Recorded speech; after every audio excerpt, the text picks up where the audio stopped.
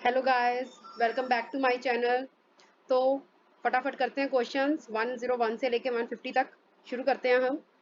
Tool used in implementing and review of the segregation of the duties under sensitive access. Hmm SAP GRC, Oracle GRC, Biz rights. Answer is all of the above because ये तीनों ही use होते हैं।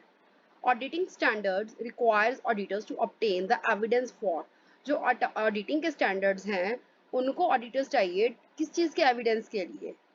Full period of audit. ये तो नहीं point in time की चाहिए, नहीं। Full period of audit is the right answer. User access controls are like dash in an ERP environment. जो यूजर के एक्सेस कंट्रोल्स हैं वो लाइक एप्लीकेशन कंट्रोल्स होते हैं। एप्लीकेशन कंट्रोल्स आई थिंक आपको बहुत अच्छे से पता है कि what does it mean by that, ठीक है ना। When an auditor found deficiencies, अगर किसी ऑडिटर को डेफिशिएंसीज मिलती हैं यूजर एक्सेस कंट्रोल्स में, जो ऑडिटर क्या करेगा? रिकॉर्ड कर लेगा या इग्नोर कर देगा या फिर रिपोर्ट करेगा? नहीं, वो इवेलुएट करेगा। वो इवेलुएट करेगा कि क्या इम्पैक्ट आ रहा है इन डेफिशिएंसीज का ऑडिट के ऊपर। The auditor should first gain and understand the. सबसे पहले वो क्या अंडरस्टैंड करेगा? कैसा इन्वायरमेंट है बिजनेस का। अब हम कोई भी ऑडिटर है सबसे पहले यही देखते हैं ना कि बिजनेस का इन्वायरमेंट क्या है, आईटी का इन्वायरमेंट क्या है। सब ऑडिटिंग से पहले segregation of duties and sensitive access in ERP. So the answer is business environment or IT environment, both A and B. 106 dash make it easy to manage user access to an ERP. Role role जो होता है वो easy कर देता है manage करना user access to an ERP. इसके regarding question हमने ऊपर भी किए थे रोल के रिगार्डिंग। आगे है reliability of user access controls in an ERP depends upon the effectiveness of। जो reliability है user access controls की ERP में किसके ऊपर डिपेंड करती है? वो ऑफ कोर्स GITC इस पर तो डिपेंड करती है वो, कि अगर वो इफेक्टिव होंगे तो उसी हिसाब से वो सैंपल हो लेंगे, और अगर नहीं इफेक्टिव होंगे तो उस हिसाब से सैंपल लेंगे। तो जो रिलायबिलिटी है एसएस कंट्रोल्स की, ये भी तो किसके ऊपर है? इफेक्टिवनेस ऑफ GITC पर, ठीक है। After that, we have question number 108. Business rules for implementing segregation of duties should be defined by। जो बिजनेस रूल्स हैं इंप्लीमेंट करने के लिए सेग्रीगेशन ऑफ ड्यूटीज, वो कौन डिफाइन करता है? कंपनी। अब कंपनी ही तो देखो, अब जरा दिमाग लगाएं अगर हम, तो जो कंपनी है वो बिजनेस रूल्स किसके होते हैं? कंपनी के ही तो होते हैं ना। आईटी कंसल्टेंट थोड़ी ना करेगा वो, गवर्नमेंट थोड़ी ना करेगी, ऑडिटर थोड़ी ना करेगा वो, company. Company is the right answer. Which of the following is an example of the generic users? Generic users के क्या एग्जांपल्स हैं? सेल्स। सेल्स यूजर जो है वो जेनरिक है ना। After that, which of the following is an example of the external? External तो हमारे कौन होते हैं? बिजनेस पार्टनर्स या ऑडिटर्स? ऑडिटर्स हमेशा टेम्पोरेरी होते हैं। एक्सटर्नल मतलब होते तो वो भी बाहर के हैं, लेकिन वो यूजर जो हैं वो टेम्पोरेरी होते हैं। लेकिन जो बिजनेस पार्टनर्स है ना, एक्चुअल में जो वही एक्सटर्नल यूजर्स होते हैं, बिकॉज वो बाहर से आते हैं और अपना देखकर अपना यूज करते हैं कि हाँ भी क्या सिस्टम चल रहा है। देखो नेक्स्ट क्वेश्चन ही आ गया कि टेम्पोरेरी यूजर्स कौन है? वो ऑडिटर्स हैं, लेकिन जो हमारे एक्सटर्नल है वो है बिजनेस पार्टनर्स।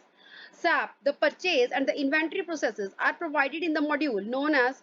जो SAP the purchase है या inventory processes हैं, ये कौन से मॉड्यूल में आती हैं? मटेरियल्स मैनेजमेंट, ठीक है ना। जो भी मटेरियल्स की मैनेजमेंट होती है उसमें। After that, we have question number 113 dash where the IT infrastructure including operating system, database, network or hardware are changed but not changed in the version of the functioning of the ERP।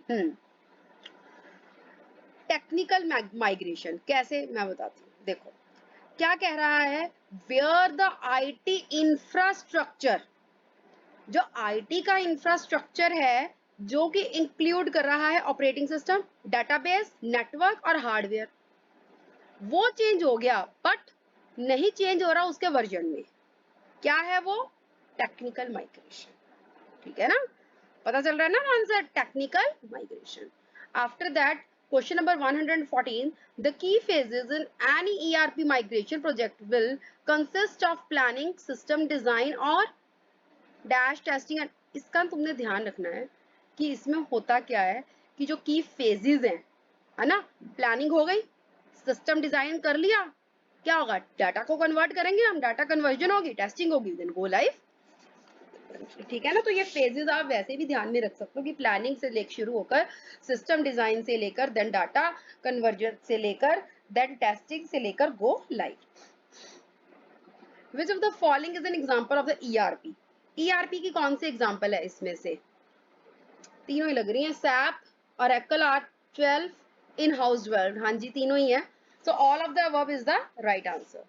Which of the following activities are part of the system design phase of a migration? कौन सी activity है जो कि part है system design phase का, migration का? Configuration, ध्यान दो, system design मतलब कॉन्फ़िगरेशन, है ना। अगर हम कुछ कुछ वर्ड्स को ध्यान से पढ़े ना तो हमें आंसर खुद पता चल जाएंगे कि हाँ ये क्या कह रहा है। Dash happens in the planning phase में क्या होगा, बजट का ही तो एलोकेशन होगा। हम क्या करेंगे, यही करेंगे कि प्लानिंग चल रही है कि भाई ये बजट हमारा इस चीज का इतना है, इस चीज का इतना है, प्लानिंग में तो सारी चीजें होती हैं ये। That is a part of the data conversion. Mock conversion, mock conversion he part है डाटा कन्वर्जन फेज का। फिर है कितने फेजेस हैं डाटा माइग्रेशन में? डाटा माइग्रेशन में 5 फेजेस हैं, 5 फेजेस हैं। अगर इसको वैसे ध्यान में रखने के लिए करना हो तो मोस्टली 4 बार एग्जाम्स होते हैं, फेजेस 4 फेजेस होते हैं ना जब एग्जाम्स होते हैं फेजेस, ये 5 है +1। ठीक है। Dash is the phase of the migration, the objectives of the migration and the migration strategy are defined. Planning, अब देखो कहते हैं कि ये कौन सा फेज है माइग्रेशन का, जो ऑब्जेक्टिव्स हैं माइग्रेशन के एंड द माइग्रेशन स्ट्रेटजी जो उसमें डिफाइन होती है। स्ट्रेटजी कहाँ डिफाइन होती है आपने, ऑब्जेक्टिव्स कहाँ डिफाइन होते हैं? प्लानिंग में ही तो होते हैं कि हम ये करेंगे, हमारा ये ऑब्जेक्टिव है, सब कुछ ये प्लानिंग का हिस्सा है। Eight which phase of the migration would role back procedures will be triggered, yes if necessary, go live. कहां पर होते हैं ये सब कुछ, गो लाइव में जाकर होता है। ठीक है ना। और जो roll back procedures are defined in the dash phase, planning phase. फिर डिफाइन कहाँ होती हैं चीजें, बस ये चीज ध्यान रखना कि जो ऑब्जेक्टिव्स हैं या चीजें कोई भी डिफाइन हो रही हैं वो सबके सब प्लानिंग में हो रही हैं। और जो ये डाटा कन्वर्जन, मॉक कन्वर्जन का, अगर सिस्टम की बात हो तो वो कॉन्फ़िगरेशन में आ रहा है, प्लानिंग में ही हम बजट का एलोकेशन करेंगे, है ना। तो फिर फेजेस मैंने आपको बता ही दिया 5 है। Roll back procedure defined in the कौन सा फेज है, ये भी प्लानिंग, बिकॉज यहाँ पे डिफाइंड वर्ड जो यूज कर रहे हैं ना बस वहीं से समझ जाया करो। Which of the following require specific considerations during a migration? किसको जो है specific considerations चाहिए during a migration? User access and segregation, अब बिल्कुल बिल्कुल सही है। अब specific considerations during migration चाहिए इसको, open items, master data. The answer is all of the above. Where would auditors review migration process and controls? अब ये कह रहा है कि कहां पर जो ऑडिटर्स है वो रिव्यू करते हैं प्रोसेस को और कंट्रोल्स को। अच्छा, when reviewing journal IT and controls, बिल्कुल जब वो रिव्यू करेंगे जर्नल आईटी कंट्रोल्स को, तब जो कि पीछे आ रहा है ना GITAC करके आ रहा है जो बार बार, वो वही तो है जर्नल आईटी कंट्रोल्स। या फिर ड्यूरिंग प्री इम्प्लीमेंटेशन और पोस्ट इम्प्लीमेंटेशन, बिल्कुल दोनों से हैं। So answer is both A and B, C is the right answer. Dash should be prepared and maintained for all the phases. Documentation होगा ना। अब आप किसी भी चीज के लिए क्या प्रिपेयर करते हो, डॉक्यूमेंटेशन ही तो प्रिपेयर करते हो। 126 in Oracle, the purchase and the inventory processes are provided in the dash module. जो Oracle में अब पता क्या है, यहाँ पर एक क्वेश्चन और था, मैं तुमको दिखाती हूँ। क्वेश्चन कहाँ गया, अरे भाई कहाँ चला गया ये क्वेश्चन, ये रहा। देखो यहाँ क्या लिखा है, SAP the purchase and the inventory processes. SAP the purchase and inventory processes, वो मटेरियल मैनेजमेंट, ठीक है ना, हमने किया था। लेकिन यहां पर आ जाओ,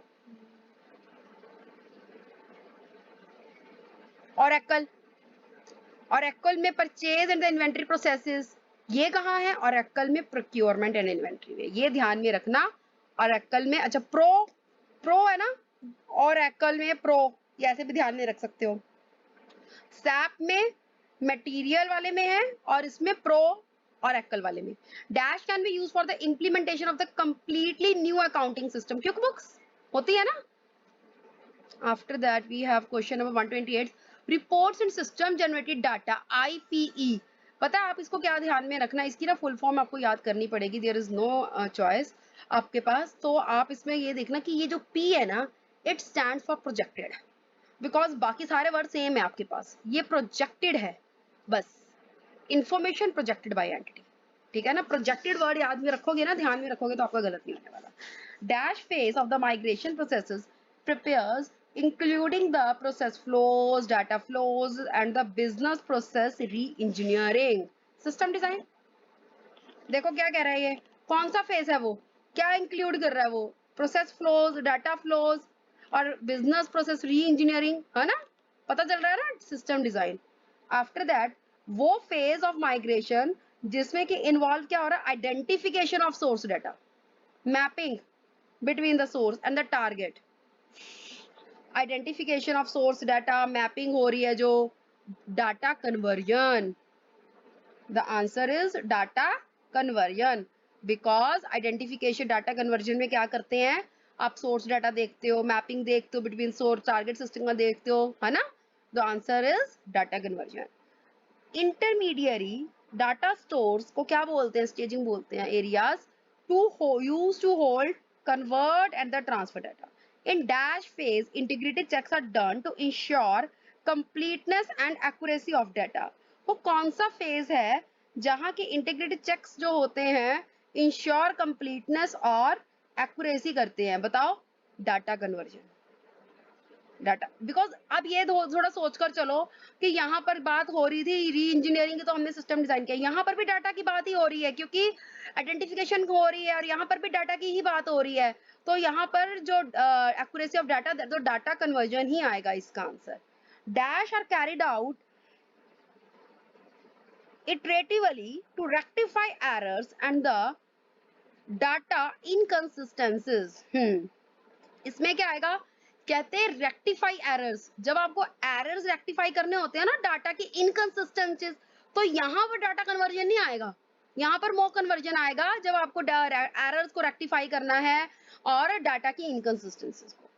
इन dash phase scenarios and scripts are prepared for the new system. Scenarios कब प्रिपेयर किए जाते हैं, टेस्टिंग में, टेस्टिंग में स्क्रिप्ट्स और सिनेरियोस होंगे ना न्यू सिस्टम के लिए।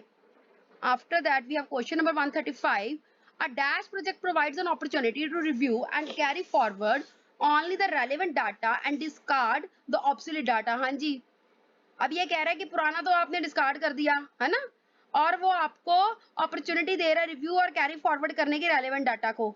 माइग्रेशन, यही तो है माइग्रेशन, है ना। After that, we have 136. The auditor may consider using the work performed by the internal auditors in accordance with the guidance given in the जो ये ऑडिटर है कंसिडर करता है, जो वर्क परफॉर्म करते हैं इंटरनल ऑडिटर्स, जो गाइडेंस है वो SA 610 में है, 610 610, 2-3 बार बोल लो 610 याद हो जाएगा, 610 भूलोगे नहीं, कल तो एग्जाम है ही। How many types of the journal entries are there? तीन टाइप की होती हैं, ये रहा। Yes, A is the right answer. Dash transactions pertaining to sales, purchases, inventory, rent, audit fee, AMC, annual maintenance charges, expenses, salaries subject to internal controls are defined by the company। भाई ये सारी standard entries है भाई, standard ये नहीं इनका मतलब होता है ना कि ये तो पता ही अब स्टैंडर्ड एंट्रीज हैं, है ना। अब ये सेल्स परचेज की सब स्टैंडर्ड एंट्रीज हैं, लेकिन अनयूजुअल ट्रांजैक्शन हो गई जो कभी नहीं होती, एडजस्टमेंट वगैरह, वो कौन सी होती है, वो नॉन स्टैंडर्ड होती है, ये नॉन स्टैंडर्ड। अच्छा, फिर आपको एक चीज का ध्यान रखना होगा, मेन वाली स्टैंडर्ड है, जो अनयूजुअल है वो नॉन स्टैंडर्ड है, और वो entries may not subject to same level of the rigour of the internal controls और may not have pass through any controls, वो भी नॉन स्टैंडर्ड है। अब मेरी बताए बात जरा ध्यान में सोचो, जो नॉन स्टैंडर्ड की होंगी अब वही तो नहीं पास करेंगे ना ऐसी किसी कंट्रोल में, अगर स्टैंडर्ड की होगी तो उनको पास ही करेंगे। अच्छा, उसके बाद dash are residing outside the books, books के बाहर, for example Excel sheets and may impact भी कर सकते हैं, वो होते हैं टॉप अप, क्योंकि कुछ जैसे पिज्जा के ऊपर होते हैं ना टॉपिंग्स, टॉप अप, अब आपने और टॉपअप क्या, कुछ ऐसी टॉपअप एंट्रीज होती हैं बाहर है, ऊपर है, बाहर है, लेकिन इम्पैक्ट है। पिज्जा की एग्जांपल से ध्यान में रखना इसको। If the journal entries are passed using a specific journal type, then a list of such entries can be extracted from the system. अगर जर्नल एंट्रीज पास होती है एक स्पेसिफिक जर्नल टाइप से, जो लिस्ट है जो एक्सट्रैक्ट होगी system से, for example journal type should be MJV, इसकी आपको ना फुल फॉर्म लर्न करनी है एमजेवी की, जो कि है एम फॉर मैनुअल। और देखो मैनुअल इसमें तीनों में नहीं है, इसमें ही है, बस मैनुअल ध्यान में रख लेना, वो तो जर्नल वाउचर सब में ही है, manual journal voucher. ERP application should have dash many field, 17 याद कर लो बस उसको, ऐसे ही 17 ऊपर 610 था। अब कल तो एग्जाम है, हम बहुत ज्यादा तो अब इस पर डीप में नहीं जा सकते, हमारे पास टाइम की बड़ी स्कैसिटी आ गई है। लास्ट में मूवमेंट में जो ये 450 मुझको और क्वेश्चंस जो ये तकरीबन मिल गए हैं, इससे थोड़ा सा गड़बड़ तो हो गया है सिस्टम, लेकिन कोई बात नहीं, हम करेंगे। So 17 many field the company में be entering data in these fields for them to be extracted. अच्छा एक बार जरूर सारी कर लेना, बिकॉज कहीं ना कहीं एमसीक्यू में आपके दिमाग में बैठ जाता है कि इसका ये पढ़ा था, बाकी किस्मत है उस टाइम पे अगर सही आंसर याद आता है तो। The entries passed during the year to the balances in the trial balance, the auditor may use ACL IDEA CaseWare MS Excel to perform कौन सी testing, roll forward, roll forward.